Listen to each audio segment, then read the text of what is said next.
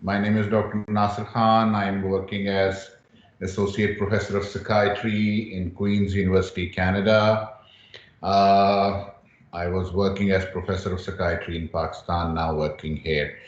So we will continue with our topic of antipsychotics. Unfortunately, I don't know, somehow or the other, I was getting apprehensive that this topic is bigger, bigger, bigger, and getting more bigger. So every time when I sit back, I realize that there is something missing. So let's put this slide as well.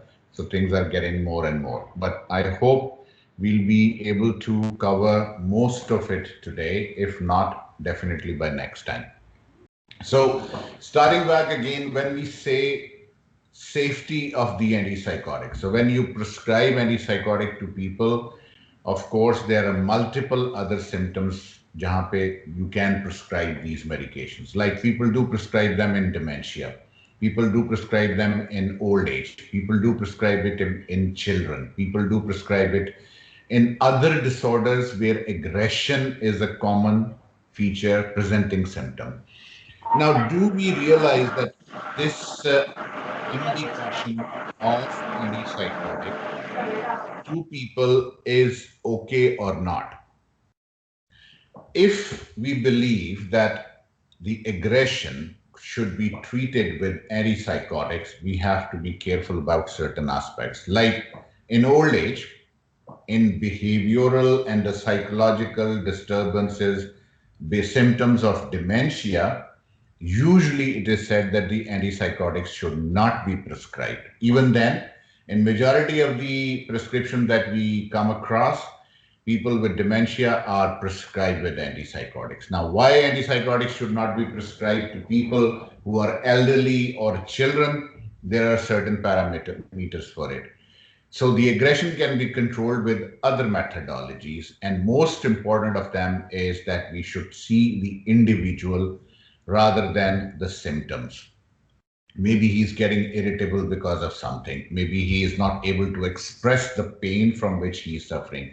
Maybe he is able to have, maybe he is having some physical issues due to which he's having uncomfortable situation and getting aggressive.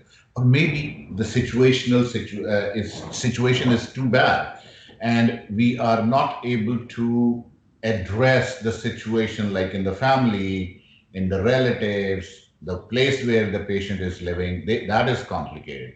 So just people coming in and talking to you about aggression never means that we should try to prescribe antipsychotics.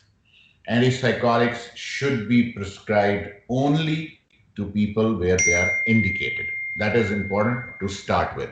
Now, moving forward, there are a few other things. Like giving an example, this is a slide by Sykes-Picot. Quetiapine have an effect on histaminergic, M1 and M3 receptors, alpha 2, D2, 5-HT2A, 5-HT1A, NRI, 5-HT2C. Now, when I'm showing these receptor sites, the idea is not to confuse you. The idea is when the antipsychotic is covering so many neurotransmitters, of course, they will have therapeutic benefits if the symptoms are associated with any of these receptor sites, and they will have side effects because of these receptor sites as well. So, supposedly, if the patient is not able to sleep, and you give quetiapine to make sure that the person goes off to sleep. So maybe his sleep will improve because of these sedative actions on H1, but the sedative effect of H1 receptors can be achieved with antihistamine as well, like cetirizine, which can affect on H1. But again, people will start gaining weight, they will have again aggression and uneasiness, or maybe some other side effects related to the other neurotransmitters. So, the idea behind the fact is that if you prescribe antipsychotic in any population where it is not indicated, जिसको हम off-label indications बोलते हैं, if these off-label indications like sedation, like aggression, like agitation, like calming down effect, all these off-label indications of antipsychotics, we have to be very, very careful because with calming down effect, some other symptoms will come in as well, which could be devastating for the patient as well. So we should not treat the symptoms, we should treat the diagnosis. If the person is having psychosis, any form, now with ICD-11, I was just going through that, the psychosis is changed to different diagnostic categories. So जो labels हैं, they have been changed. Previously, schizophrenia was F20, now it is something else. We will talk about ICD-11 very soon, inshallah, with some presentation, and because your examiners are fond of ICD, I will definitely try to make sure that you know ICD-11 as well, very well, so that in exam situation you won't have any problems. And do expect some questions from ICD-11 in coming examinations. So we will try to cover that. So coming back, the off-label indications of antipsychotics are tricky and you have to be careful.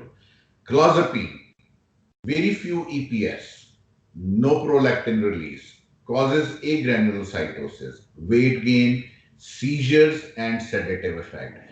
Now, people who are prone to develop seizures should not be given clozapine.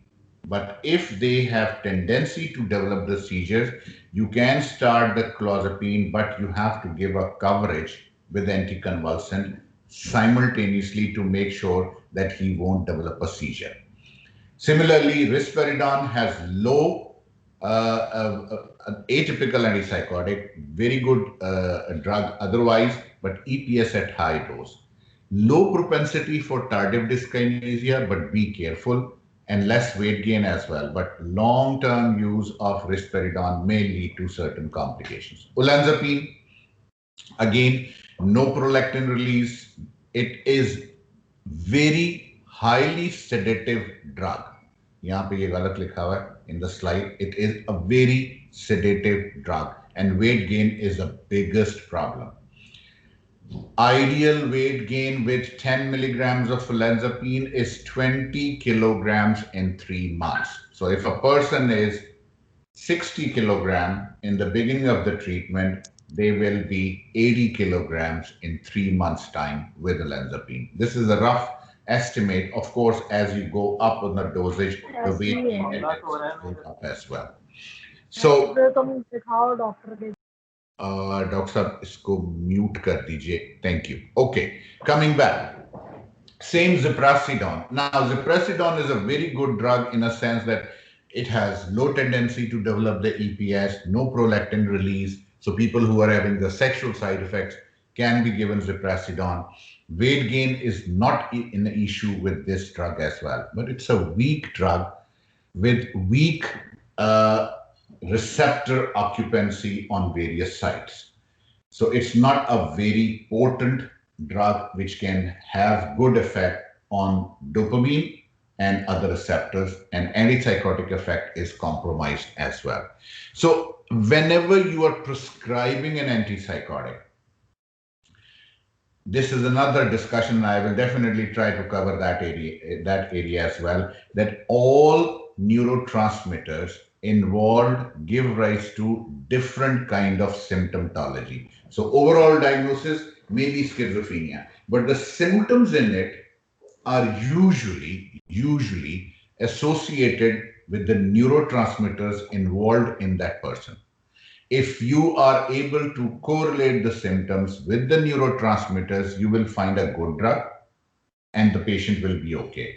If you won't be able to correlate the symptoms with the neurotransmitters, then whatever the drug hit and trial you will try, it may not have a good effect. So always remember to make sure that all this array of the neurotransmitter leads to some kind of symptoms, and those symptoms needs to be addressed with appropriate antipsychotic drugs having a good effect on these neurotransmitters. अब ये neurotransmitters आप सबको पता है, I won't go into that detail, but this is a complicated slide. Now coming to another issue, people giving the depot injections. Most important part is that whenever you give a depot injection, don't expect the effect to come in right away. We think that as soon as the depot injection is given, the patient will be sedated, his psychosis will start subsiding. No. Usually, the depot injections takes more longer time period to have therapeutic effect as compared to the oral. So the disadvantage with the depot is it's not that it is equally time effective drug as oral medication. So oral medication we usually say in 3 weeks time the antipsychotic effects comes in. With depot injection, this may go up to 3 months before you start seeing the therapeutic response. So that's a tricky situation. People don't assume that, but considering the bioavailability, considering the metabolism, considering the therapeutic other things that we have talked about earlier as well, depot injections takes longer time to have an impact on the psychotic symptoms than oral medication. So ideally speaking, most of the people should be given oral medication, and after they are stabilized on certain amount of antipsychotic dosage, they should be converted to depot injections only one to get an appropriate remission time period. So compliance को ensure करने के लिए we shift from oral to injectable, but if we want to rely just on injectable medication to control this psychosis, expect a longer duration of time. Just one, two, or three injections may not be sufficient. You may have to give sequentially number of them to get the response to the psychosis. So this is important, and this I want to emphasize again. So people feel that if this patient is given fluphenazine, in 2 3 weeks time he'll be okay. He will not be okay. When you give fluphenazine injection, which is a preparation in oily situation, sesame oil mixed with antipsychotic mixed with sesame oil, given after every 2 weeks, maybe he needs at least 3 to 5 dosages before the therapeutic response comes in, which means 2 4 6 8 10 हफ्ते के करीब. So longer duration of time period required to get the therapeutic response. Same goes for zukupentixol. When you give an Accuphase injection to a person, which is an antipsychotic mixed with vegetable oil, 100 milligrams to 600 milligrams weekly after every 2 to 4 weeks, then, sorry, 2 to 4 weeks is a depot, clopixol depot, not zukupentixol. Zukupentixol can be given after every 2 to 7 days. And the controlling system of aggression can be achieved earlier because of the sedative effects, but the therapeutic effects won't come right away, and patient won't get better unless or until you give sequential Accuphase injections for next 6 weeks, every week 100 milligrams. So the point I want to raise here is that if a person is given a depot injection, don't expect an early therapeutic response. You have to wait for a while before you will be able to see the therapeutic response. So that this is important and you should always remember it. Flupentixol, usual dose range is 12.5 to 400 milligram weekly. सो जो फ्लूमजॉल का टीका पाकिस्तान में available है उसकी सिर्फ 20 milligram की dose नहीं है या 40 मिलीग्राम बाय वीकली नहीं है. It should be increased 20 40 up to 100 milligrams. जो 100 मिलीग्राम का टीका भी आता है up to 100 milligrams, maybe with a gap of 4 weeks, 4 weeks, 3 weeks, 2 weeks, or weekly. That is a therapeutic range for this drug. But it varies from time to time. Initially it was high, now it's low. Now last time Kamran Asghar was mentioning about some investigations, especially EGFR. Whenever we have to start an antipsychotic, ideal situation is that we should have all these parameters checked. Usually we don't. So people come to us, we don't talk to them, we don't examine them, we don't get any investigations, as I mentioned to you last time as well. And this is unfortunately a complication. We as a psychiatrist are doctors first. So we have graduated MBBS and then became the psychiatrist. We should sustain that MBBS degree and make sure that the patient is physically well. So whenever you want to start an antipsychotic medication, ideally speaking, his ECG, pulse, blood pressure, temperature, full blood count, liver function test, urine examination should be done. Baseline, whenever in exam situation, you are appearing in the exam, examiner asks you, what are the baseline investigations? And you will say, I will go for the baseline investigation. The question is, what is baseline investigation? So the baseline investigations includes electrocardiogram, pulse, blood pressure, temperature, full blood count, liver function test, urine examination. These are baseline investigation. ECG should be repeated for maybe weekly if there is a risk factor, maybe monthly if there is just a small risk factor, and maybe 3 monthly depending upon the physical health of a client. So if my patient is about 45 and I'm giving him an antipsychotic, I will go for the ECG at least once in 3 months. And of course, people do feel uncomfortable because these investigations cost you a lot. But ideally speaking, these investigations are life-saving because if there is a change and the patient starts having the side effect, then you will miss something and it will be compromised. So go for these tests before prescribing antipsychotic. Now, ED50 effective dose and as compared to risperidone. So this table shows the equivalence of the dosage.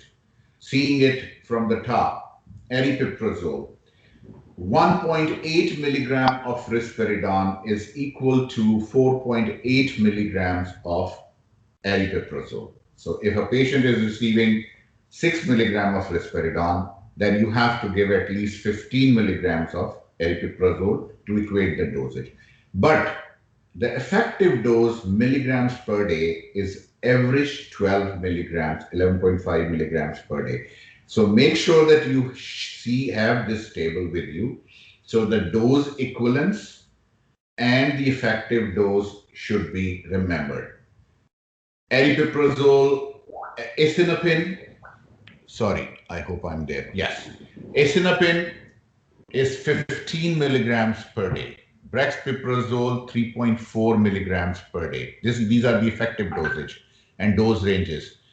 Cariprazine, 7.5 milligrams per day. Haloperidol, 6.3 milligrams per day. Now, all these effective dose, 95% with confidence interval, are basically the ranges of the dose which ideally should be given to a person to address the psychosis, like all drugs. Paliperidone 13.4 milligrams, olanzapine 15.2 milligrams. So unless or until you will know these ranges, you won't be able to prescribe appropriate dosage to a patient, and the patient may not respond to these drugs. Minimum effective dose and therapeutic dose of chlorpromazine 100 to 1000 milligrams. Thioridazine 100 to 800. This is discontinued, but still I'm mentioning it. Trifluparazine is 5 to 60 milligram. Perfenazine 8 to 64. Flufenazine is 60 milligrams max. Then haloperidol is 2 to 60. So this is a little bit older, but it's still between 2 to 60 milligram at any dose patient can respond. Loxapine यहाँ पे बहुत इस्तेमाल होती है, पाकिस्तान में नहीं है, लेकिन loxapine is a very old antipsychotic drug. It is still used a lot. We use it for sedative purposes. We usually go up to 50 milligrams 3 times a day. Molindon again is not available in Pakistan. Ziprasidone, aripiprazole, I have mentioned about the dosages, so that's okay. Inappropriate antipsychotic treatment targets. So if the antipsychotic is prescribed for any of these symptoms, they won't have a good effect. Like wandering, ये जी घर से भाग जाती है, सड़कों पे भागती है. If you prescribe antipsychotics to these patients, probably you won't get the desired results.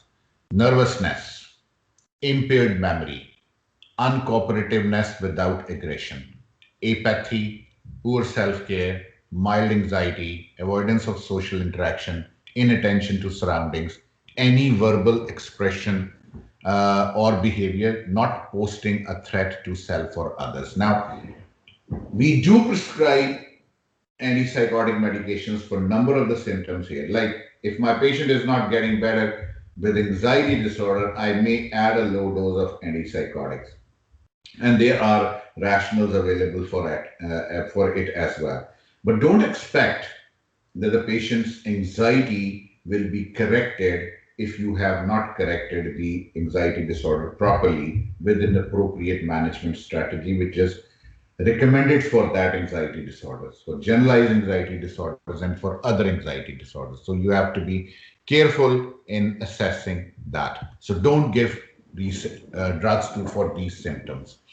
Now, whenever you give antipsychotics, the typical antipsychotics, they D2 receptor blockage in nigrostriatal pathways, they lead to tardive dyskinesia, Parkinsonism-like symptoms, akathisia, dystonia. How to elicit these symptoms in a patient? I would definitely like to focus on that, but not again today, but I will just remind me and I will teach you how to assess the extrapyramidal side effect. This is important and we usually miss it. In exam situation, simple thing I will definitely recommend to you. One, don't touch the patient in the first place. So if you are asked to elicit extrapyramidal side effects, first thing, talk to patient. Second thing, examine the patient in a specific posture. Third thing, then touch the patient.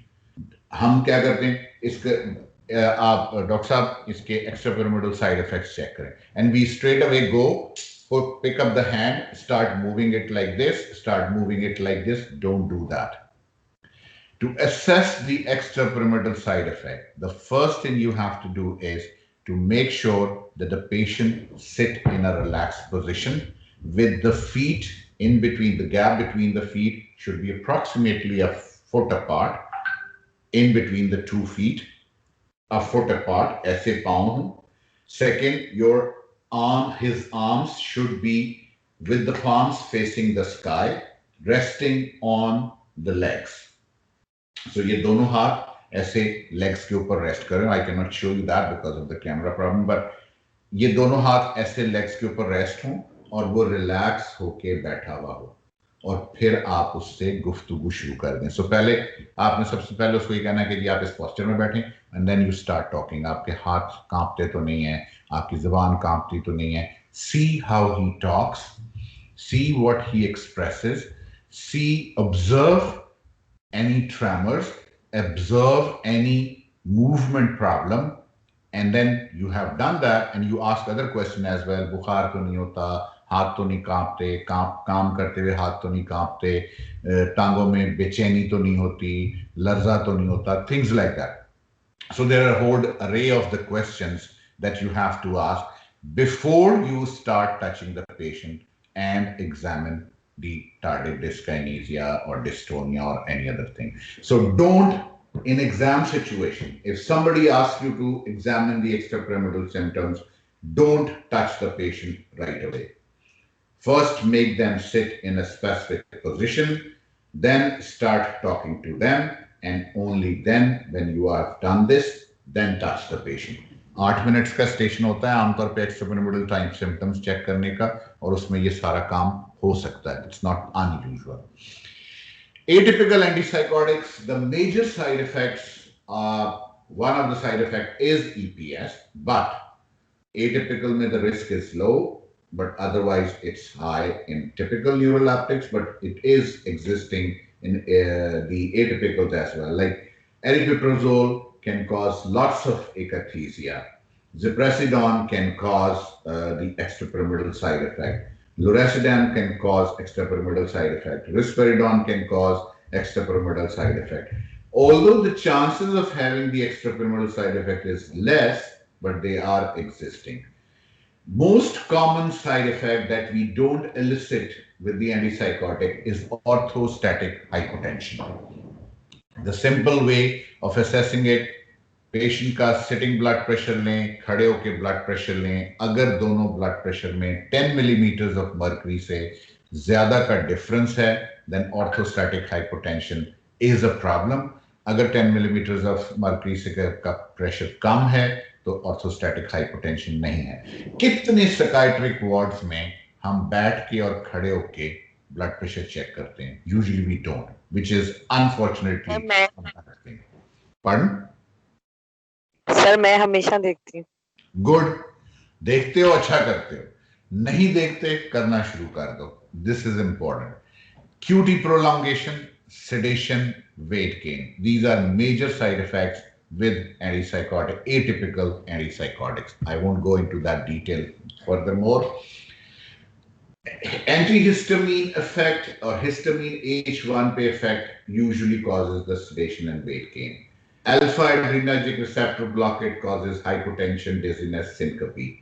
Dopamine D2 antipsychotic effect receptor effect causes the EPS, akathisia, prolactin increase, sexual dysfunction. How many of us ask the people about the sexual side effects? Probably very few. Now, the sexual side effect, patients usually don't say it unless you ask it. But do ask them about the sexual side effects because they are important parameter and we should know about them. Then anticholinergic side effects are memory, cognition, dry mouth, constipation, and some of the anti-EPS. Anxiolytic, antidepressant effect, and weight gain. Now, one of the things I want to again mention here as well, that in most of the situation when antipsychotic medication is prescribed, it is an anticholinergic drug is prescribed simultaneously, just to be on the safe side. Don't do that. Unless or until you know that this patient has the tendency to develop the extrapyramidal side effect on a therapeutic range of a drug, don't prescribe anticholinergic. It's not a good practice. They have their own problems, especially all anticholinergic drugs, unfortunately, can worsen the psychosis. So, एक तरफ आप antipsychotic देके उसका साइकोसिस treat करने की कोशिश कर रहे हैं, दूसरी तरफ आप एंटीकोलिनर्जिक ड्रग दे रहे हैं जिससे साइकोसिस वर्स होने के चांसेस बढ़ जाते हैं. So, you have to be careful. Then, side effects of atypical antipsychotics, cataracts. Remember, people can have visual problems with atypical antipsychotics and these cataracts problems can worsen. Weight gain, we have talked about it earlier.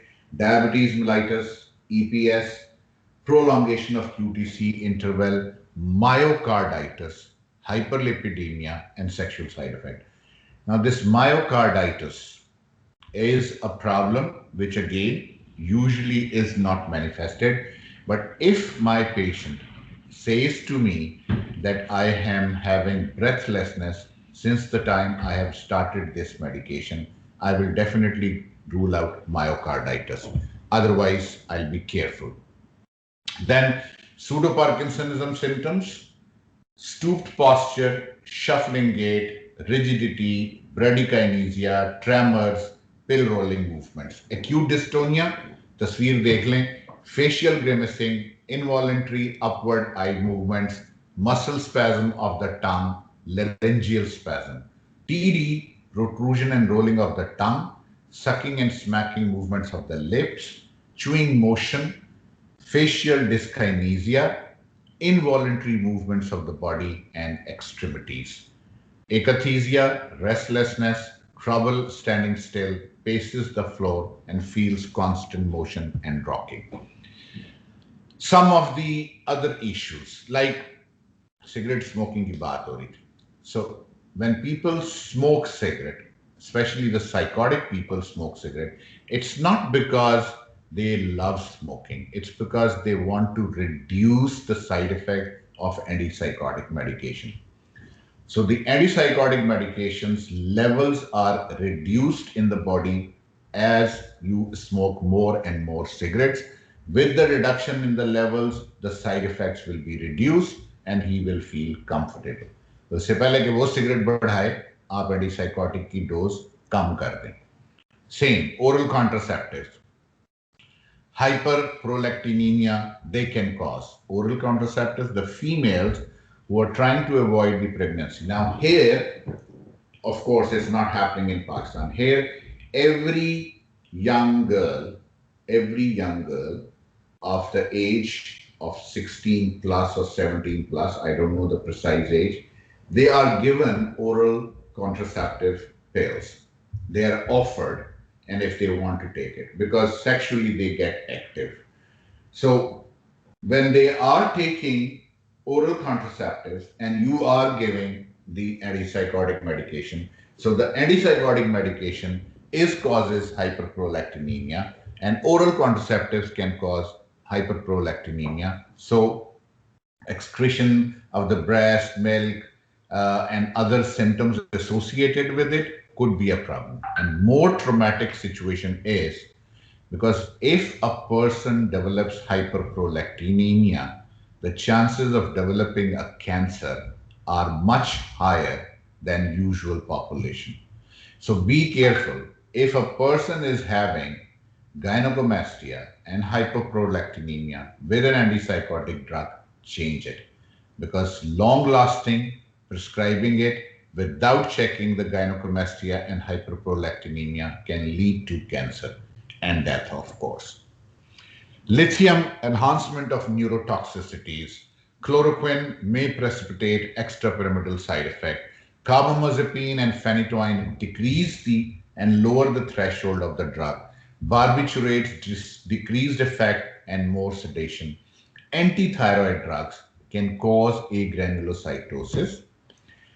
And if a person is on thyroxine and you are giving antipsychotics, keep repeating the CBC because chances of developing agranulocytosis and more infections are increased or worsen. So be careful about that. With alcohol, of course, the sedation will be increased, anticholinergics, increase anticholinergic effect, and acids. Now, this is again a very common problem in Pakistan. Whenever a patient comes to me and he's been to a gastroenterologist and he says that without taking the pantoprazole, omeprazole, esomeprazole, or antacids, I cannot digest food. In Pakistan, people eat lots of heavy stuff. They do develop stomach problems, and unfortunately, with these stomach problems, things do get complicated.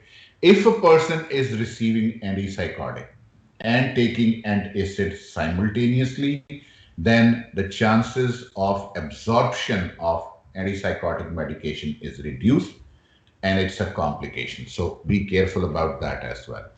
Tobacco smoke, polycyclic aromatic hydrocarbons can address that. So that's a big thing, and I'm skipping this. Now, comparison of the metabolic effects of atypical antipsychotics. So clozapine can cause weight gain, olanzapine can cause weight gain, risperidone can cause weight gain as less as compared to clozapine and olanzapine. Quetiapine can cause weight gain in a therapeutic dosage. Ziprasidone, less weight gain, less dyslipidemia, and hyperglycemia is less as well. But again, depending upon if it suits the person. Aripiprazole, iloperidone, paliperidone are reasonable and usually prescribed a lot. Loracidone and esinapen are the new drugs. They are better, but therapeutic effects, of course. It clicks. If it won't, then the psychosis won't be corrected. Psychiatric drugs which with a low risk of QTC prolongation at a therapeutic doses. In atypical antipsychotics, loxapine. In atypical antipsychotics, olanzapine, risperidone, paliperidone, aripiprazole, esinapen, clozapine, brexpiprazole, and loracidone all have QTC prolongation, but relatively less. But you have to be careful in prescribing these patients. So, बाकी antidepressants के बारे में I won't be going into detail. Now, which drug causes more QTC prolongation? Lurasidone minimum, aripiprazole borderline, paliperidone relatively high, haloperidol high, quetiapine high, olanzapine high, acetaminophen high, iloperidone more. And as you go down the list, their possibility is more. So ziprasidone unfortunately causes the most. Iloperidone can causes the most. So you have to be careful with these two drugs in prescribing them to people who are already prone to develop cardiac problems. EGFR, mils per minute per 1.73 meters square body surface. It's a calculation of clearance of the things from the kidneys. 1, 2, 3, A, 3B, and 4. और ये GFR body mass index है और ये description है. Normal or increased GFR with other evidence of kidney damage, no, nothing is required. But if there is an evidence of EGFR compromise, then there is a kidney damage. You have to be careful. Make sure that you are very careful when prescribing medication to these people. Clearance and half-lives. I think I talked about them, so I won't be going through that. Now, important thing. Normal sexual responses is desire, excitement, orgasm, and resolution. With antipsychotic medication, desire is gone, excitement is reduced, orgasm sometimes, majority of the time, is not achieved, and resolution is compromised. So whenever you are giving antipsychotics, and it's not in males, it's both sexes, whenever you are giving medication, antipsychotic medication to people, especially the young people who are about to get married, be careful, because atypical antipsychotics medication can reduce orgasm intensity, pain during the orgasm. They have ejaculation disorders. They can have come to you by gynecomastia, hyperprolactinemia, galactoria, and priapism. So all of these sexual side effects are important as well. And sexual side effects of various drugs, of course, risperidone causes more, olanzapine causes reduction in the libido, amisulpride can cause gynecomastia, and the list goes on. So I won't go into the details of all the drugs. If you have any of the three of the following symptoms: blood pressure higher than 130/85, fasting blood sugar over 100, a waist larger than 10 inches, HDL cholesterol under 40 for men and under 50 for women, and triglycerides over 150, then you are not a good candidate for atypical antipsychotics. So ideally speaking, typical antipsychotics should be prescribed to these people. What is metabolic syndrome? 5 चीजें आप सबको पता है: insulin resistant, visceral obesity, hypertension, hyperlipidemia, low HDL cholesterol. This is metabolic syndrome. How to assess metabolic syndrome? That is another situation. We have talked about this, so I won't go into that detail. Lastly, there are a number of clinical uses of antipsychotic medications: vomiting, vertigo, pain, hiccup, porphyria, relief of itching, facilitates sleep in insomnia patient, migraine, schizophrenia, organic brain syndrome with psychosis, bipolar disorders, severe depression with psychotic symptoms, mania, delusion disorders, agitated aggressive behavior, Tourette syndrome, impulsivity, and Huntington disease. So when people ask in exam situation, what are the indications of antipsychotics? Psychiatric uses, non-psychiatric uses, you should know all of them. And in all of the situation, people do present with the symptoms. I think I have covered most of the things. There are few things left like negative symptoms, positive symptoms, and use of antipsychotic, but I think it's enough. When we'll cover other drugs, we will cover those things as well, right? Any question now that you want to ask? Anybody? मैंने chat box नहीं देखा लेकिन मैं देख लेता हूँ. Okay, slides हैं सिर्फ और कुछ नहीं. Anybody want to ask any question? जी सर, महवेश सर, मुझे एक क्वेश्चन पूछना है सर ऑगमेंटेशन के बारे में कि जब हम एंटी डिप्रेशंस देते हैं तो रेजिस्टेंट डिप्रेशन के अलावा और क्या इंडिकेशन हो सकती है कि उसको हम एंटीसाइकोटिक के साथ ऑगमेंट करें और क्या पैटर्न होता है? क्या हमें एंटीसाइकोटिक्स लाइक डिजायर्ड बेटरमेंट के बाद? अच्छा, अब इसमें मैं दो चीजें मेंशन कर दूं. जी. जब आप बात करते हैं रेजिस्टेंट डिप्रेशन की या कोई भी रेजिस्टेंट डिसऑर्डर जहां पे आप ऑगमेंट करना चाहते हैं एंटीसाइकोटिक से, सबसे पहली चीज तो ये है कि आप रेजिस्टेंस लेबल क्यों कर रहे हैं. अभी परसों मेरे क्लिनिक पे मतलब पेशेंट बैठा हुआ, डॉक्टर साहब जो हमारे साथ थी वो देख रही थी और उसमें ये बात हो रही थी कि पेशेंट डॉक्टर साहब के नुस्खे पे, क्वालिफाइड साइकाइट्रिस्ट एफसीपीएस डॉक्टर साहब के नुस्खे पे डायग्नोसिस लिखा हुआ था रिफ्रैक्टरी डिप्रेशन. और रिफ्रैक्टरी डिप्रेशन का डायग्नोसिस तो बना हुआ था, लेकिन जब हमने सारे नुस्खे देखे जीरो से आखिर तक तो हमें पता चला कि किसी भी एसएसआरआई का पूरी डोज में ट्रायल नहीं हुआ. सो ईस्टालोप्राम दी गई थी 10 मिलीग्राम, इससे ऊपर नहीं गए. पेरोक्साटीन दी गई थी 25 मिलीग्राम, इससे ऊपर नहीं गए ना. ये रेजिस्टेंट डिप्रेशन नहीं है, ये रिफ्रैक्टरी डिप्रेशन नहीं है.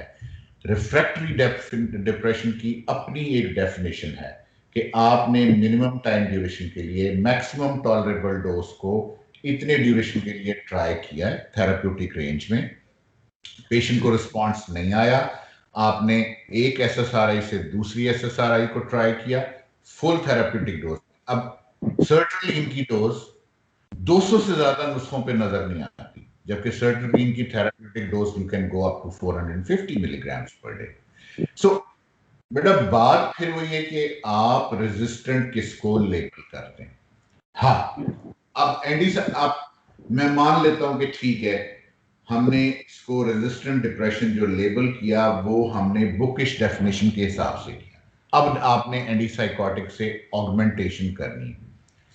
आप किन सिम्टम्स को एड्रेस करना चाह रहे हैं?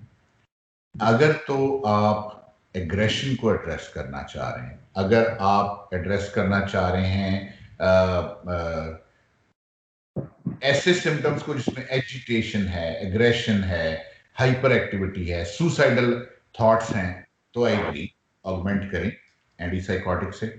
लेकिन अगर पेशेंट रिटार्डेड है, स्लो है, बेड रिडन है, आगे डिप्रेशन का डायग्नोसिस है, फिर एंटीसाइकोटिक से ऑगमेंटेशन ना करें तो बेहतर है. सो एंटीसाइकोटिक से डिप्रेसिव डिसऑर्डर में ऑगमेंटेशन उस वक्त जब एजिटेशन, एग्रेशन, सुसाइडैलिटी, अगेन कोई डिलूजन, कोई इस तरह का सिम्टम हो तो हेल्प करेगा, वरना शायद हेल्प ना हो. जवाब मिला कि नहीं मिला? सर एक क्वेश्चन और है कि कोटाइपिंग के ट्रिपल इफेक्ट है, राइट? हम कोटाइपिंग को एज एन एंटी डिप्रेसेंट भी यूज करते हैं, तो 25 mg से कहते हैं स्टार्ट करते हैं तो 50 mg तक एंटी डिप्रेसेंट डोज है. सर उसमें हम कहाँ तक मैक्सिमम जा सकते हैं? देखो, I don't agree with this. ठीक है, no antipsychotic is anti depressant, but yes, they do have effects on the serotonergic receptors where they can help in depressive symptoms. अब अगर डिप्रेसिव सिम्टम्स साइकोसिस का हिस्सा है, अब आइसोलेटेड स्किज़ोफ्रेनिया तो नहीं मिलेगा, और स्किज़ोफ्रेनिया जब ठीक हो रहा होगा तो उसको डिप्रेसिव सिम्टम्स भी आएंगे. सो स्किज़ोफ्रेनिया में अफेक्टिव कंपोनेंट प्रोमिनेंट हो सकता है. उन जगहों पे तो ये दवाइयां अच्छा काम करती हैं. लेकिन अगर एक मेजर डिप्रेसिव डिसऑर्डर का केस है, यूनिपोलर डिप्रेशन का केस है, उसमें ये एंटीसाइकोटिक दवाइयां एज एंटी डिप्रेसेंट्स इस्तेमाल नहीं होती, इंडिकेशन नहीं है। इंडिकेशन इनकी है इफेक्टिव सिम्टम्स में, डिप्रेसिव सिम्टम्स में, जहां मेन डायग्नोसिस साइकोसिस या उससे रिलेटेड का डायग्नोसिस है। जहां पे वो डायग्नोसिस नहीं है, आप सिर्फ एंटी डिप्रेशन के तौर पे यूज करना चाह रहे हैं, तो there are other safer option. Why will I try quetiapine in major depressive disorder? I will not. 50 milligram हो या 25 हो या 100 हो, I don't bother about it. I want to give my patient an antidepressant which is more safe, जिससे weight gain नहीं होगा, जिससे sedative effect नहीं आएगा, जिससे उसका मूड एलिवेट करेगा। ये एंटी डिप्रेसेंट इफेक्ट जो एंटीसाइकोटिक का रिपोर्ट किया जाता है, इसमें ये क्लियरली मैसेज आपको दे दूं कि anti depressant effect anti depression की ट्रीटमेंट के लिए नहीं है। जो इफेक्टिव कंपोनेंट ऑफ स्किज़ोफ्रेनिया, वो पैंस करते हैं ना, positive and negative symptom rating scale of schizophrenia, उसमें जो इफेक्टिव कंपोनेंट है, ये एंटीसाइकोटिक ड्रग्स उसमें अच्छा काम करती है। मेजर डिप्रेसिव डिसऑर्डर में नहीं देनी और ना उसकी डोज पूछनी है। सही।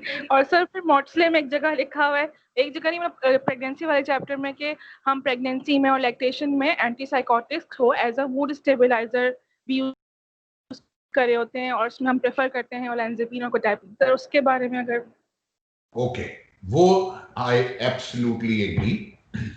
देखें, बाइपोलर डिसऑर्डर अनफॉर्चुनेटली एक बड़ी कॉम्प्लेक्स बीमारी है, जिसमें बंदा नॉर्मेलिटी को टच करके मेनिया और डिप्रेशन की तरफ जाता है। क्योंकि वो नॉर्मेलिटी को टच करता है तो उसको इनसाइड भी होती है, उसमें बहुत सारी चीजें होती हैं।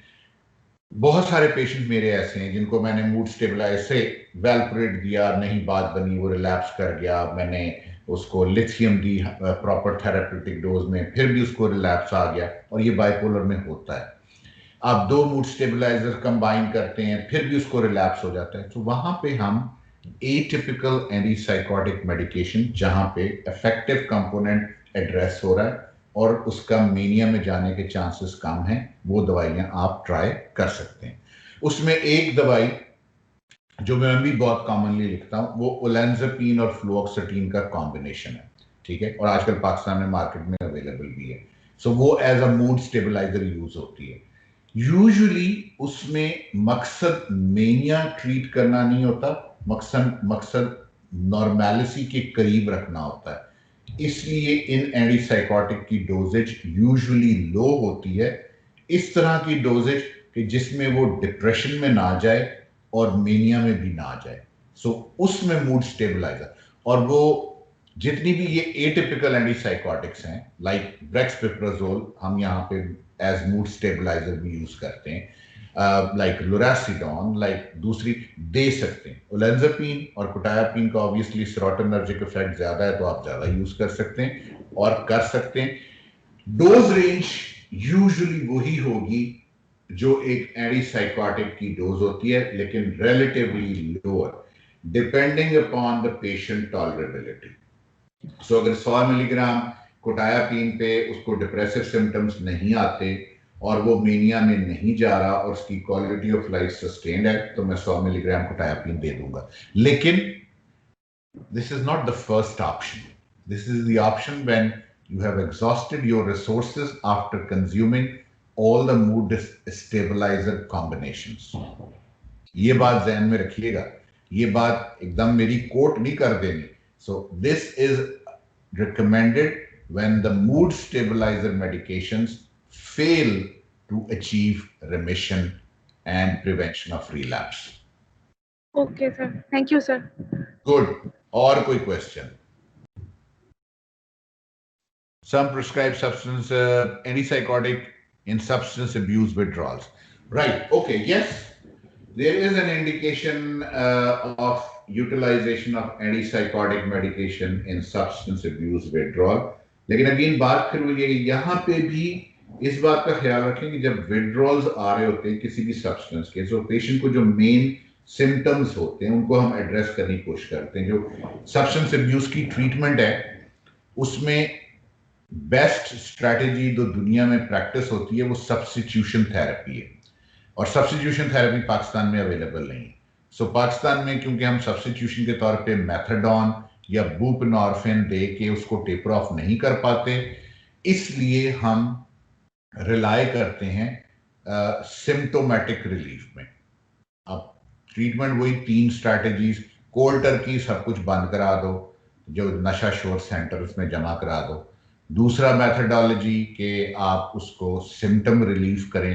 सिम्टम रिलीफ करने के लिए ऑब्वियसली आप एंटीसाइकोटिक्स का कॉम्बिनेशन यूज करते हैं। Not an ideal way of treating the substance abuse disorder, but yes you can use it then, if because you don't have much of the options available in Pakistan. I'm not talking about other parts of the world, because they do have best substitution therapies which can be given to the people and can be tapered off later on in the long run. लेकिन हमने बड़ी कोशिश की थी कि methadone या जो दूसरी दवाइयां हैं जो सब्सटेंस अब्यूज से रिलेटेड है वो मिल जाए, लेकिन परमिशन नहीं मिली थी। जो हमारी ड्रग कंट्रोलिंग अथॉरिटीज़ हैं वो ये मानने को तैयार नहीं है कि वो हम अवेलेबल करवाएं, बिकॉज उनके अपने हैजर्ड्स हैं, वो कंट्रोल्ड मेडिकेशन है और वहाँ पे फार्मास्यूटिकल आपको पता है इतनी रेगुलेशन नहीं है, बेंजोडाइजेपिन्स भी ओवर काउंटर मिल जाती हैं, सो थोड़ा सा ट्रिकी, लेकिन स्टिल ऑब्वियसली फिर मरीज बेचारे सफ़र करते हैं उस चक्कर में, राइट। Any other question? नहीं, गुड। अब मुझे नहीं पता ये सारी प्रेजेंटेशन का आपको कितना फायदा हुआ। इस प्रेजेंटेशन के बाद और बेनज़ीर के सवालों के बाद I think we should go for more other subjects. कोई ऐसा टॉपिक जो आप लोग पढ़ना चाहो मुझे बता दो, मैं कवर कर दूंगा, राइट। नेक्स्ट टाइम मैसेज कर देना। Thank you very much for listening to me, और इंशाल्लाह फिर मिलेंगे। अल्लाह हाफिज। Thank you sir.